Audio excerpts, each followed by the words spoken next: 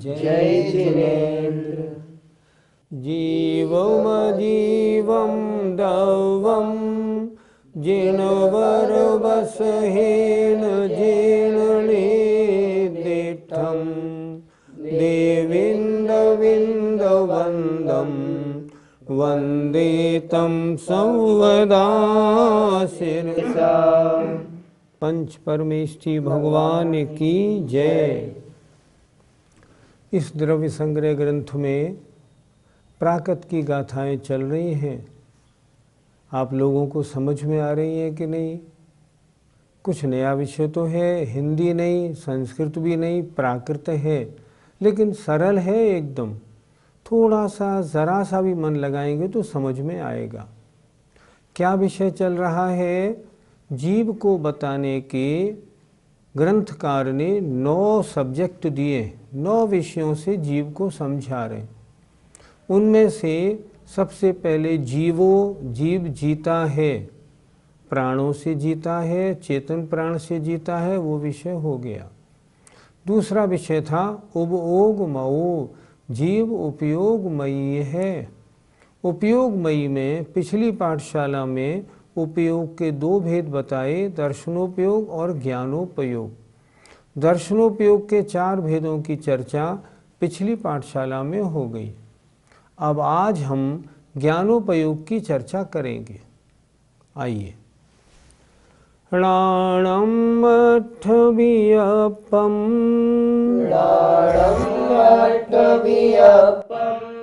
मदिसुद ओहि अणाणुणाणाणि मदिसुद ओहि अणाणुणाणाणि मणपजय केवलमवि मणपजय केवलमवि पचख परोक्ष भेयं च पचख परोक्ष भेयं च। बोलिए। णाणं अट्ठवियप्पं मदिसुद ओहि अणाणुणाणाणि मणपजय केवलमवि पचख परोक्ष भेयं च। णाणं ज्ञानोपयोग, अट्ठ माने 8, वियप्पम माने विकल्पम, विकल्पम माने प्रकार का होता है। फिर देखें, णाणं ज्ञानोपयोग, अट्ठ माने 8, वियप्पम माने विकल्पम माने 8 प्रकार का होता है। कौन कौन सा? मदि मतिज्ञान, सुध श्रुतज्ञान, ओहि अवधिज्ञान। ये तीनों ज्ञान अणाण अज्ञान रूप भी है, अणाणानि ज्ञान रूप भी होते हैं। अर्थात मतिज्ञान, श्रुतज्ञान, अवधिज्ञान ये ज्ञान रूप हुए, और कुमति ज्ञान, कुश्रुत ज्ञान और कुअवधि या विभंग ज्ञान ये 3 अज्ञान रूप हुए। ज्ञानोपयोग के 8 भेदों में 3 ज्ञान रूप मति ज्ञान, श्रुति ज्ञान, अवधि ज्ञान ज्ञान रूप, कुमति ज्ञान, कुश्रुत ज्ञान और कुअवधि या विभंग ज्ञान ये अज्ञान रूप हुए। इस तरह ये 6 हो गए, 3 ज्ञान रूप, 3 अज्ञान रूप। और मणपज्यय मन पर्यय ज्ञान और केवलम अपि और केवल ज्ञान। इस प्रकार 1, 2, 3 और तीनों अज्ञान रूप 6 और 7 और 8 प्रकार का ये ज्ञानोपयोग होता है। इस ज्ञानोपयोग के 2 भेद और भी हो सकते हैं। प्रत्यक्ष और परोक्ष भेद भी इसके ज्ञानोपयोग के कहे गए हैं। अर्थात 8 प्रकार के ज्ञान को हम प्रत्यक्ष और परोक्ष में भी बांट सकते हैं। इस प्रकार ज्ञानोपयोग 8 प्रकार का हुआ। एक बार फिर देखें, राणम ज्ञानोपयोग 8 व्युत्पम 8 प्रकार का होता है। मति ज्ञान, श्रुति ज्ञान और ओही माने अवधि ज्ञान, ये तीनों ज्ञान ज्ञान रूप है। और कुमति ज्ञान, कुश्रुत ज्ञान, कुअवधि ज्ञान या विभंगावधि ज्ञान ये अज्ञान रूप है। 6 प्रकार का ज्ञानोपयोग हुआ। और मनःपर्यय ज्ञान और केवल ज्ञान, इस प्रकार ये 8 प्रकार का ज्ञानोपयोग होता है। इस 8 प्रकार के ज्ञानोपयोग को हम प्रत्यक्ष और परोक्ष के भेद में भी बांटते हैं। अर्थात ज्ञानोपयोग 2 प्रकार प्रत्यक्ष और परोक्ष रूप भी होता है। इस प्रकार इस गाथा का अर्थ हुआ। गाथा बिल्कुल सरल है, एकदम प्राकृत, एकदम समझ में आती है। पंडित जी, मति ज्ञान किसे कहते हैं? आपने तत्वार सूत्र में पढ़ा तो था। इंद्रिय और मन की सहायता से जो ज्ञान होता है उसे मति ज्ञान कहते हैं। पंडित जी, श्रुतक ज्ञान किसे कहते हैं? मति ज्ञान से जो ज्ञान, जो चीज़ जानी, उसको विशेष रूप से जानने का नाम श्रुति ज्ञान है। जैसे मान लो मति ज्ञान से आपने जाना ये पंखा है।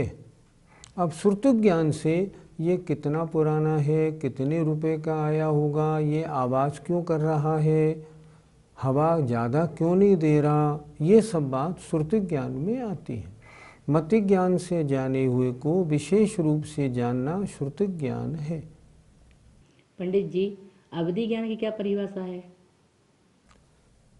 इंद्रिय और मन की सहायता के बिना आत्मा से द्रव्य क्षेत्र काल भाव की सीमा सहित जो रूपी पदार्थों को जानता है उसे अवधि ज्ञान कहते हैं। फिर एक बार समझें। इंद्रिय और मन की सहायता के बिना आत्मा से द्रव्य क्षेत्र काल भाव की मर्यादा सहित जो रूपी पदार्थों को जाना जाता है, जो जानता है वह अवधि ज्ञान है। ये 3 ज्ञान कुज्ञान कैसे हो जाते हैं? ये 3 ज्ञान अगर सम्यक दर्शन के साथ हैं तो ज्ञान कहलाते हैं। मति, श्रुत, अवधि। अगर वो सम्यक तो नष्ट हो गया और मिथ्यात्व आ जाता है वहाँ, तो ये कुमति, कुश्रुत, कुअवधि या विभंग ज्ञान कहलाते हैं।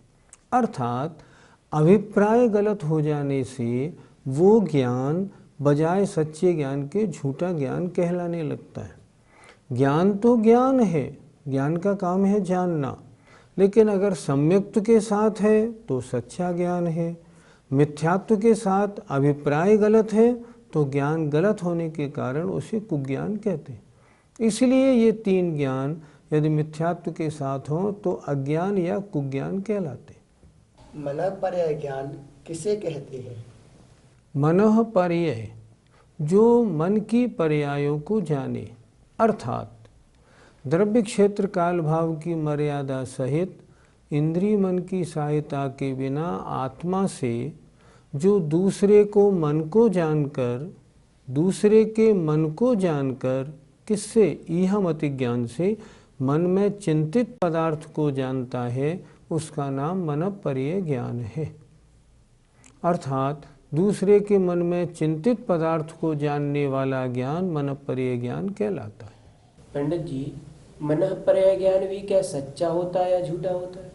सच्चा तो होता ही है, पर झूठा क्यों नहीं होता? अज्ञान में 3 ज्ञान लिए, कुमति, कुश्रुत, कुअवधि। कु मनःपर्यय नहीं लिया। क्यों? अगर मिथ्या दृष्टि है उसे मनःपर्यय ज्ञान होता ही नहीं। 3 ज्ञान तो हो जाते हैं, इसलिए कुमति, कुश्रुत, कुअवधि बना, लेकिन मिथ्या दृष्टि को मनःपर्यय ज्ञान नहीं होता। मनःपर्यय ज्ञान सम्यक दृष्टि को ही होता है, इसलिए मनःपर्यय ज्ञान कु या खोटा या मिथ्या नहीं होता। पंडित जी, इन 4 ज्ञानों में से वर्तमान में कितने ज्ञान हो सकते हैं? वर्तमान में अगर जीव सम्यक दृष्टि है तो उसके मति ज्ञान और श्रुति ज्ञान, मिथ्या दृष्टि है कुमति ज्ञान, कुश्रुत ज्ञान होते हैं। अवधि ज्ञान किसी किसी के किसी किसी समय में पाया जाता है, वैसे जनरली नहीं होता। मनःपर्यय ज्ञान का तो कोई प्रश्न ही नहीं है। इसलिए वर्तमान में दो ही ज्ञान होते हैं, मति ज्ञान और श्रुत ज्ञान। पंडित जी, केवल ज्ञान की परिभाषा क्या है? आत्मा का जो ज्ञान समस्त द्रव्यों की वर्तमान कालीन समस्त पर्यायों को और भूत और भविष्यत की अनंतानंत पर्यायों को बिना क्रम के स्पष्ट जानता है, उसे केवल ज्ञान कहते हैं।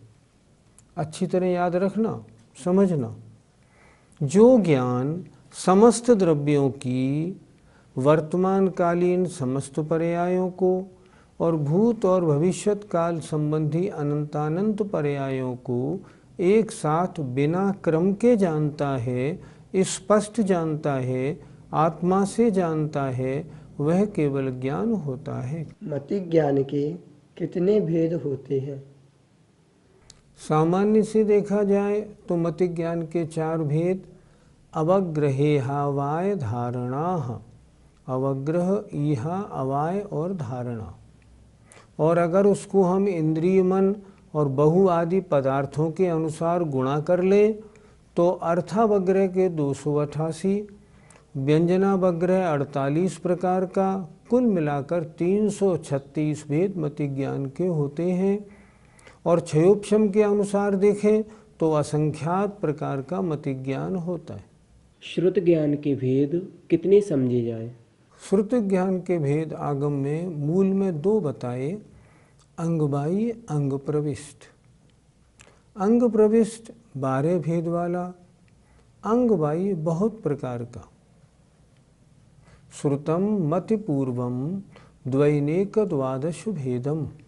श्रुत ज्ञान मति ज्ञान पूर्वक होता है, उसके 2 भेद हैं, अंगबाह्य, अंग प्रविष्ट। अंगबाह्य अनेक प्रकार का है और अंग प्रविष्ट 12 प्रकार का होता है। क्या वर्तमान में किसी जीव को अंग पूर्व का ज्ञान हो सकता है? इस पंचम काल के प्रारंभ के कुछ वर्षों में तो अंग पूर्वों का ज्ञान था, लेकिन वर्तमान में किसी का इतना क्षयोपशम या क्षमता नहीं जो अंग पूर्वों का ज्ञान हो सके।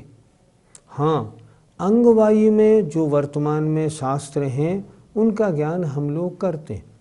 अंग प्रविष्ट तो है ही नहीं।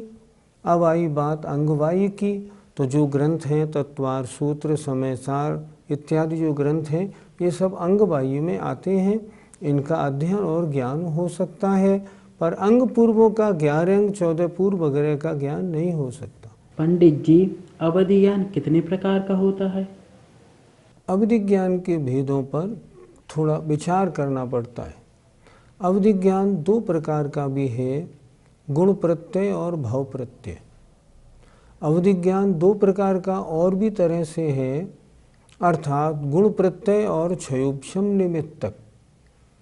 3 प्रकार का भी होता है, देशावधि, परमावधि, सर्वावधि। क्षयोपशम निमित्तिक ज्ञान 6 प्रकार का बताया है। कौन कौन सा? अनुगामी, अनुगामी, वर्धमान, हीमान, अवस्थित और अनवस्थित। इस प्रकार अवधि ज्ञान के भेद हमें कई प्रकार से समझने चाहिए। तत्वार सूत्र जब हमने पढ़ाया था तो इनके बारे में अच्छी प्रकार समझाया था। हमारे मति ज्ञान है या श्रुत ज्ञान या कुमति या कुश्रुत ज्ञान, हम कौन सा ज्ञान माने? पहले ये बताओ, तुम्हें सम्यक दर्शन है या मिथ्या दर्शन? बोलो, तुम क्या सोचते हो? अगर तुम्हारे सम्यक दर्शन है तो मति और श्रुत, और मिथ्या दर्शन है तो कुमति और कुश्रुत। अब प्रश्न ये है, हम कैसे जाने हमारे सम्यक दर्शन है या नहीं? इसके लिए जो विभिन्न ग्रंथों की टीकाएं हैं उनमें कुछ पहचान के चिन्ह लिखे हुए। मेरे में या अन्य जीव में सम्यक दर्शन है या नहीं इसका अनुमान तो लगा सकते हैं, लेकिन गारंटी नहीं कर सकते। उसके लिए आचार्यों ने 4 चिन्ह बताए हैं। यदि आपकी प्रशम कषायों की मंदता है, संवेग संसार में भयभीतपना है, संसार से डर लगता है, अनुकंपा जीव मात्र पर दया के परिणाम है, और 7 तत्व 9 पदार्थ सच्चे देव शास्त्र गुरु पर सच्ची आस्था है, तब तो समझना सम्यक दर्शन हो सकता है, अन्यथा मिथ्या दर्शन है। इस पंचम काल में बहुतायत से सभी जीवों के मिथ्या दर्शन पाया जाता है, और अगर मिथ्या दर्शन है तो आपका ज्ञान कुमति कुश्रुत है, और अगर सम्यक दर्शन है, आपको आत्मा और शरीर का भेद विज्ञान स्पष्ट है। आपने तो समयसार आदि ग्रंथों का स्वाध्याय किया हुआ है ही। अगर ऐसा पक्का श्रद्धान हो गया है तो मति और श्रुत ज्ञान हो सकता है, कोई आपत्ति नहीं।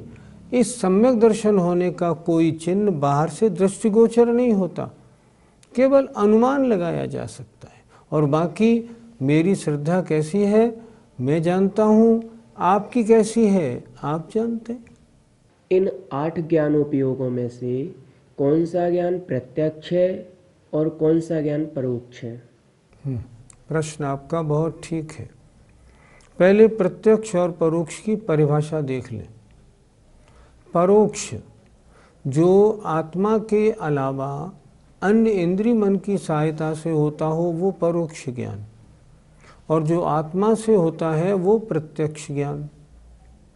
मति ज्ञान, श्रुति ज्ञान, कुमति ज्ञान और कुश्रुत ज्ञान ये परोक्ष ज्ञान है। अवधि ज्ञान, कुअवधि ज्ञान, मनप्पर्य ज्ञान और केवल ज्ञान ये प्रत्यक्ष ज्ञान है। क्यों? क्योंकि ये आत्मा से होते। इनमें भी जो प्रत्यक्ष ज्ञान है, इनमें और अगर अच्छी तरह हम देखें तो अवधि, कुअवधि और मनप्पर्य ज्ञान ये देश प्रत्यक्ष हैं, और केवल ज्ञान सकल प्रत्यक्ष है। इस तरह इनको अच्छी तरह से समझ लेना चाहिए। पंडित जी, इस गाथा से हमें क्या शिक्षा लेनी चाहिए?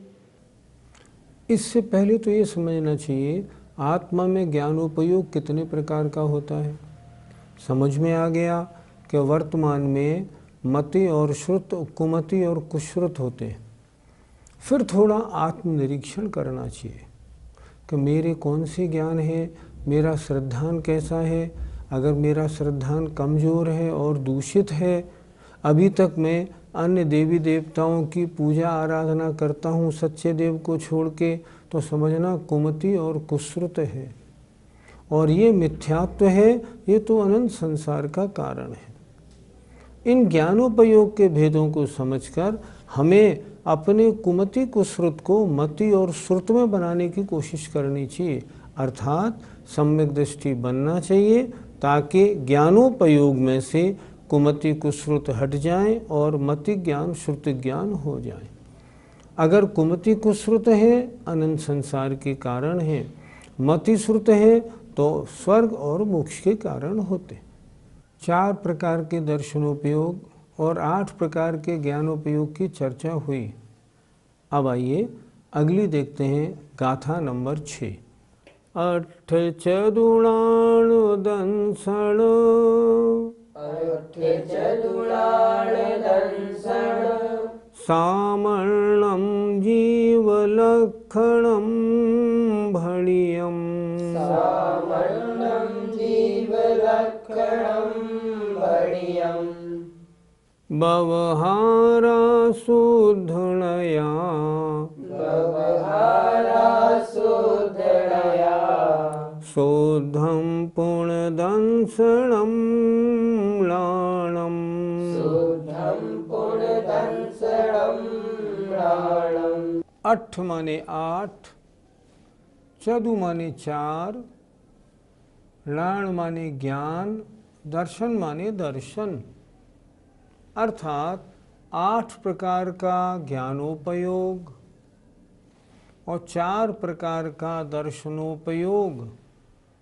सामान्यम सामान्य से, जीव का, लक्षणम माने लक्षण कहा गया है। एक बार फिर देखें, 8 लाण 8 प्रकार का ज्ञानोपयोग और 4 प्रकार का दर्शनोपयोग। सामान्य से जीव का लक्षण कहा गया है।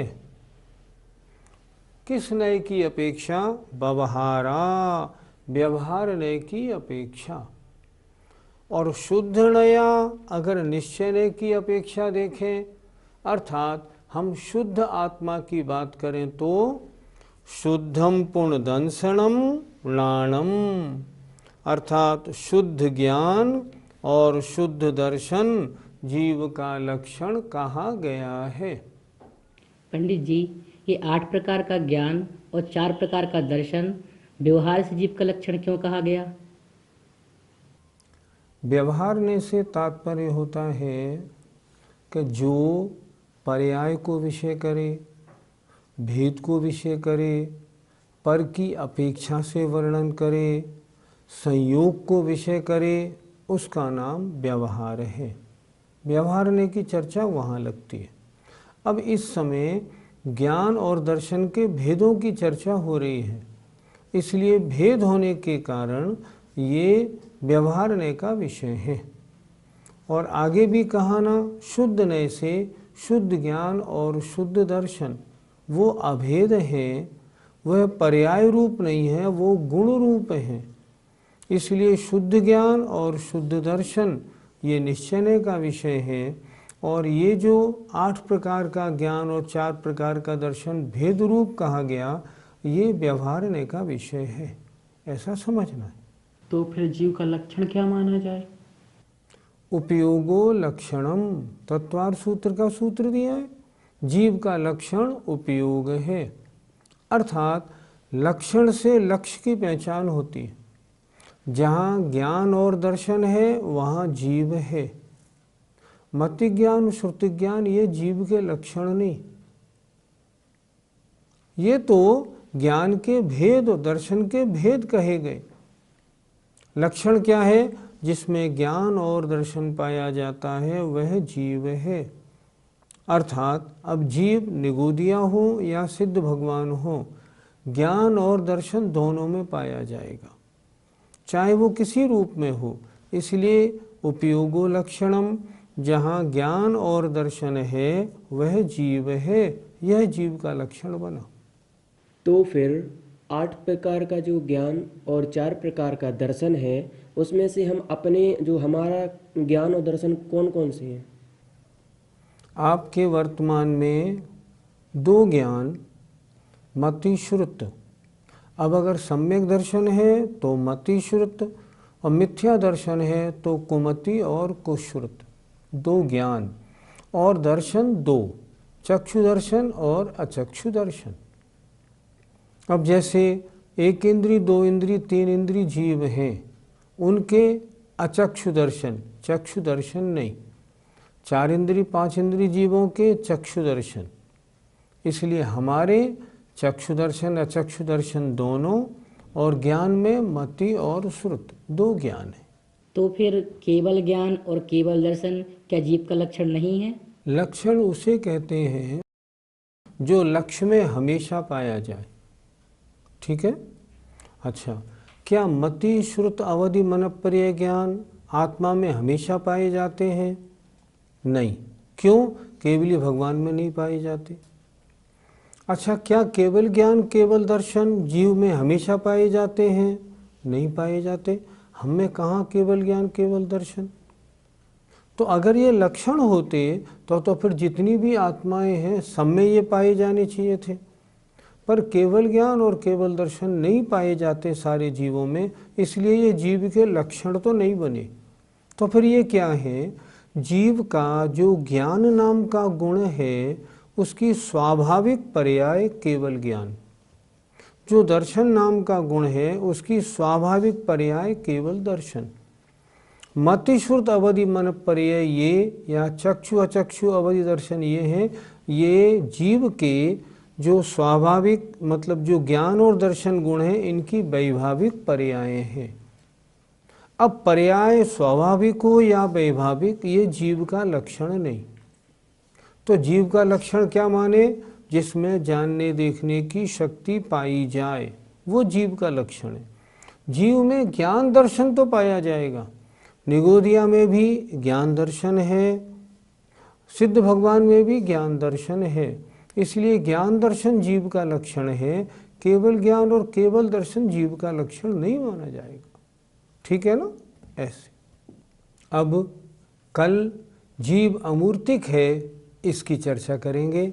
तब तक के लिए जय जिनेंद्र।